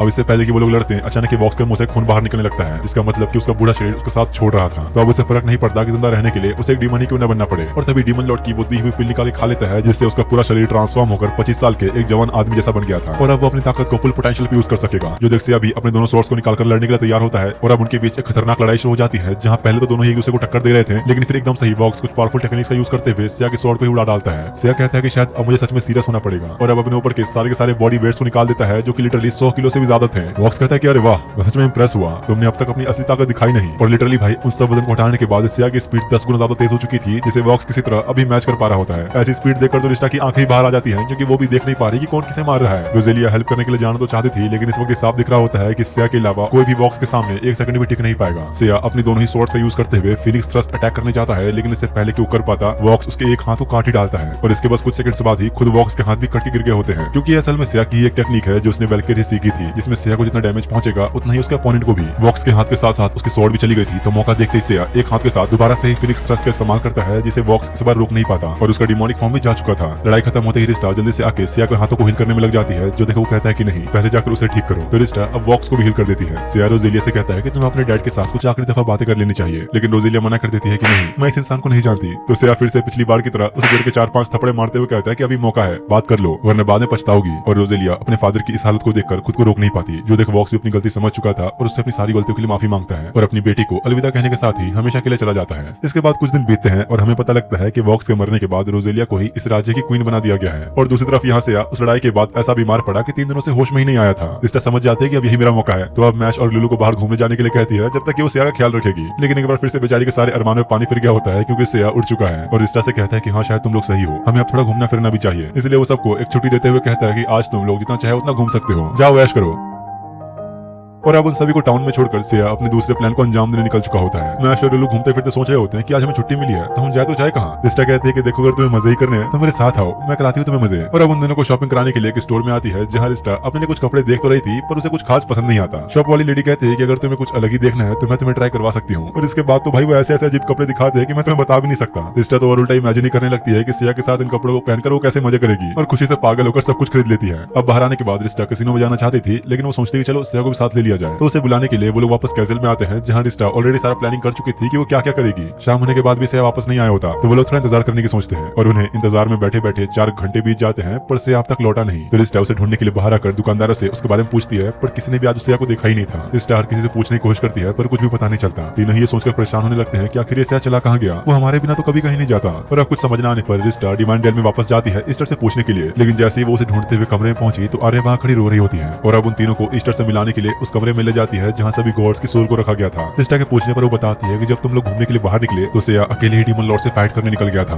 रिस्टा कहते हैं कि ऐसा हो ही नहीं सकता, वो तो ऐसा इंसान है कि हर बैटल से पहले खुद को बार बार ट्रेन करता है, तो आखिर वो बिना किसी तैयारी के कैसे जा सकता है। तो ईस्टर अब उन्हें सिया के स्टैट्स दिखाती है जो कि ऑलरेडी ही मैक्स लेवल पर पहुंच चुके थे। वो बताती है कि असल में ड्रैगन विलेज में जाने से पहले ही सिया अपनी मैक्स लेवल को रीच कर चुका था, लेकिन इसके बावजूद वो बार बार डिवाइन डेल में आकर सभी गॉडेसेस की नई नई टेक्निक सीखने लगा ताकि डीमन लॉर्ड को हराने के लिए उसके पास एक पावरफुल मूव हो, और इसीलिए उसने वैल्किरी से गेट ऑफ वेलहैला टेक्निक को सीख लिया और अब डीमन लॉर्ड से लड़ने जा चुका है। मैश कहता है कि इसमें इतना चिंता करने वाली क्या बात है, सिया के पास तो डीमन लॉर्ड को खत्म करने वाली वो लेजेंडरी स्वॉर्ड है ना। तो रिस्टा बता देते हैं कि नहीं, लेजेंडरी स्वॉर्ड कभी थी ही नहीं, मतलब सिया के पास अब नहीं वो आर्मर है और नहीं स्वॉर्ड, तो गेट ऑफ वेलहैला टेक्निक को यूज करने के अलावा उसके पास और कोई भी रास्ता नहीं। रिस्टा को शांत कराते हुए उसे वो समय दिखाती है जब आर्या को एक बीरेंग मिशन दिया गया था दुनिया को बचाने का, और हैरानी वाली बात ये थी कि आर्या ने उस समय सिया को ही समन किया था, लेकिन ये सिया अभी के सिया से बिल्कुल ही अलग और कॉन्फिडेंट था, जैसे वो किसी भी दुश्मन का सामना करने के लिए तैयार हो। सिया की टीम में आर्या के साथ 2 और लोग भी होते हैं, जिसमें से एक प्रिंसेस थी, और वो 4 डीमन लॉर्ड को हराने के लिए निकलते तो हैं, लेकिन उसकी पहली लड़ाई में ही उसके दिल में एक बहुत बड़ा होल हो गया होता है। आर्या को लगा था कि शायद वो लोग हार जाएंगे, पर इसके बावजूद सिया बिना रुके उस डीमन को खत्म करके छोड़ता है, और हील होने के तुरंत बाद ही वो अगले बैटल में जाने के लिए एक्साइटेड होता है। ये देख मैश और डुलू कहते हैं कि ऐसा तो हो ही नहीं सकता, कि सिया तो हमारे वाले से कितना अलग है। तो आर्या बताते हैं कि हाँ, उस टाइम वो अपने लेवल को इंक्रीज करने के बारे में नहीं सोचता था, और बस मौका देखते ही किसी भी डीमन से लड़ने के लिए चला जाता था, जिस वजह से तो वो लोग कई बार मरते मरते बचे। और एक रात प्रिंसेस टियाना सिया से बात करते हुए उसे बताती है कि पास में एक टाउन है जहाँ जाकर हमें डीमन लॉर्ड के बारे में कुछ सीक्रेट्स जानने को मिल सकते हैं, लेकिन सिया साफ मना कर देता है कि इसकी कोई जरूरत नहीं, हम डायरेक्ट जाके उसे कैसल पे अटैक करेंगे, क्योंकि अगर हमने देर की तो उतने ही ज्यादा लोग मरेंगे। और इसके बाद अगले दिन ठीक सिया के प्लान अनुसार वो लोग डायरेक्ट जाके डीमन लॉर्ड पर अटैक भी कर देते हैं, और काफी देर तक एक खतरनाक लड़ाई के बाद उसे हरा भी देते हैं। लेकिन सिया को इस बात का अंदाजा नहीं था कि उस डीमन लॉर्ड के पास खुद को हील करने की भी स्किल है, और अगले ही पल वो जाकर सिया के टीममेट्स के साथ साथ आर्या को भी वहीं मार देता है। साथ ही साथ उसने सिया के आंखों के सामने टियाना को भी मार दिया था, और कहता है कि अगर तुमने उस दिन उस विलेज में जाकर मेरे बारे में जानकारी हासिल कर ली होती तो आज तुम्हें मुझे मारने का तरीका पता होता, लेकिन अब पछता के क्या ही फायदा। और इसी तरह उस डीमन लॉर्ड ने सिया के साथ साथ उस पूरे वर्ल्ड को ही खत्म कर दिया था। आर्या जिस एक दुनिया को न बचा पाने की बात कर रही थी वो यही था, इसलिए उसे अभी लगता है कि गलती उसकी ही है। और यहाँ पर ये भी पता लगता है कि उस वर्ल्ड में जो सिया के साथ प्रिंसेस टियाना नाम की लड़की थी वो और कोई नहीं बल्कि रिस्टा ही थी, जिसे अब एक गॉडेस बना दिया गया है। उसे जो एस रैंक मिशन मिला जिसके लिए उसने सिया को समन किया, ये कोई इत्तेफाक नहीं था, ये सब पहले से ही उनकी किस्मत में लिखा था। रिस्टा से सब बहुत सहन नहीं होता और सिया के पास जाने के लिए आगे बढ़ती है, तो आर्या रोक देती है कि नहीं, डायरेक्ट डीमन लॉर्ड के कैसल में पोर्टल ओपन करना गॉड्स के रूल से खिलाफ है। पर इस वक्त रिस्टा को इस चीज को फर्क नहीं पड़ता, वो हर सजा भुगतने को तैयार थी। मैश और लुलू भी साथ आना चाहते थे, तो अब वो तीनों ही सीधा डीमन लॉर्ड के कैसल में एंटर करते हैं, जहाँ उनकी नजर एकदम से सिया पे पड़ती है जो ऑलरेडी ही डीमन लॉर्ड के साथ अपनी लड़ाई शुरू कर चुका था। और अब रिस्टा को आता देख सिया अपने फाइनल अटैक गेट ऑफ वेलहैला का यूज करके डीमन लॉर्ड को उसके अंदर कैद करने की कोशिश करता है। शुरू में तो उसे लगता है कि इसे बाहर निकलना कोई बड़ी बात नहीं है, पर जल्दी उसे समझ में आ गया कि ये कोई नॉर्मल ट्रैप नहीं है, और खुद को एक जायंट मॉन्स्टर में ट्रांसफॉर्म करते हुए बाहर आने की कोशिश करने लगता है, जिसका अंदाजा भी सिया को पहले से था ही, क्योंकि ये एक एस रैंक वर्ल्ड है। डीमन लॉर्ड को हराना इतना आसान तो नहीं होने वाला। सिया रिस्टा के बालों से बनी वो अनब्रेकेबल स्वॉर्ड निकालकर सीधा डीमन लॉर्ड के पेट के अंदर ही वार कर देता है, लेकिन क्योंकि ये कोई लेजेंडरी स्वॉर्ड नहीं थी तो उतना कुछ इसे खास असर नहीं होता, और सिया को ही मार के दूर फेंकता है, जिससे उसके मुंह से खून निकलना शुरू हो गया। लेकिन इसके बावजूद सिया बिना रुके अपनी वो छुपाई हुई स्वॉर्ड निकाल लेता है जो उसने अब तक कभी किसी पे यूज नहीं की, और एकदम से ही जाके उस पे लगातार हजारों स्लैशेस बरसा देता है। अब वैसे तो डीमन लॉर्ड को पूरा यकीन था कि उसे कुछ नहीं होने वाला, लेकिन फिर भी धीरे धीरे उसकी बॉडी से काफी सारा खून बहना शुरू हो चुका होता है, और मौका देखते ही सिया अपनी पूरी ताकत लगाकर सीधा स्वॉर्ड को उसके सर के अंदर ही आर पार कर देता है, और उसे पीछे की तरफ धकेलते हुए गेट ऑफ वेलहैला के अंदर हमेशा हमेशा के लिए कैद कर देता है। गेट ऑफ वेलहैला का यूज करने की वजह से उसके पूरे शरीर से अब खून बहना शुरू हो गया था, जो देख सिया तीनों को जाने के लिए कहता है इससे पहले कि कैसल पूरी तरह बर्बाद हो जाए। रिस्टा कहते हैं कि नहीं, चाहे कुछ हो जाए मैं तुम्हें ऐसे मरने नहीं दे सकती, और ऊपर की तरफ हाथ उठाते हुए रिस्टा ईस्टर से रिक्वेस्ट करती है अपनी पूरी पावर्स को रिलीज करने के लिए, जिस पर ईस्टर उसे वार्न करती है कि तुमने ऑलरेडी एक रूल तोड़ दिया है, अपनी सजा और मत बढ़ाओ। पर इसके बावजूद रिस्टा सिया को बचाने के लिए अपनी स्किल को फुल पोटेंशियल पे अनलॉक कर लेती है, और जल्दी से अब सिया को लेकर हील करने की कोशिश करती है। हालांकि इससे सिया की कुछ चोटें हील तो हो रही थी, लेकिन फिर दोबारा खून बहना शुरू हो जाता है। रिस्टा फिर भी नहीं रुकती और अपनी बची कुछ सारी एनर्जी सिया को हील करने में ही लगा देती है, जिससे फाइनली अब धीरे धीरे उसका खून बहना बंद होने लगा था। और अब जैसे ही सिया होश में आता है तो रिस्टा खुशी से पागल होकर उसे किस करने की सोचती है, लेकिन सिया ऐसा होने नहीं देता और कहता है कि मुझे तो समझ नहीं आ रहा तुमने मुझे हील कैसे कर लिया। वो लोग आपस में बात ही कर रहे होते हैं कि इतने में पूरा का पूरा कैसल हिलने लग जाता है, और तभी अचानक ही डीमन लॉर्ड गेट ऑफ वेलहैला को तोड़कर एक नई फॉर्म में बाहर आने लगता है। वो अब एक ऐसे अटैक की तैयारी कर रहा था जिसमें पूरी की पूरी दुनिया को बर्बाद करने की ताकत थी। सिया ये देखते ही एक बार दोबारा से गेट ऑफ वेलहैला का यूज करता है, और इस बार डीमन लॉर्ड को अंदर भेजने के साथ साथ उस गेट के ऊपर एक और गेट लगा देता है, जो कभी वैल्करी ने उसे सिखाया ही नहीं। मतलब कि सिया इस वक्त अपनी पूरी ताकत खो चुका है, और अब क्योंकि उसने इस टेक्निक को 2 बार यूज कर लिया था तो गेट ऑफ वेलहैला की स्पिरिट खुद सामने आती है सिया को बताने के लिए कि अब उसे कीमत अपनी जान देके ही चुकानी होगी। वो इस वाली बॉडी के साथ साथ उस सोल को भी खो देगा जो उसके अपने वर्ल्ड में जापान के अंदर मौजूद है, और उसी वक्त सिया की पूरी बॉडी के ऊपर धीरे धीरे क्रैक्स पड़ने शुरू हो जाते हैं, जो कि पिछली बार से बहुत ज्यादा था। रिस्टा हील करने की चाहे जितनी भी कोशिश करती कोई असर ही नहीं होता और तभी किसी वजह से सिया को उस वक्त की मेमोरीज याद आने लगती हैं जब वो पिछली बार समन हुआ था। सिया को याद आ जाता है कि असल में इस टाइम प्रिंसेस टियाना थी और पहली बार उसका हर चीज के लिए शुक्रिया अदा करते हुए गले से लगा लेता है। साथ ही सिया मैश और लुलू से कहता है कि अब वैसे तो इस वर्ल्ड में कोई खतरनाक मॉन्स्टर नहीं बचा, लेकिन अभी कुछ मॉन्स्टर्स जिंदा बचे हैं जिन्हें अब मैं तुम दोनों पे छोड़ता हूँ। और स्टा को अलविदा कहते हुए सिया मारा जाता है, मतलब कि वो हमेशा हमेशा के लिए इस दुनिया से जा चुका है।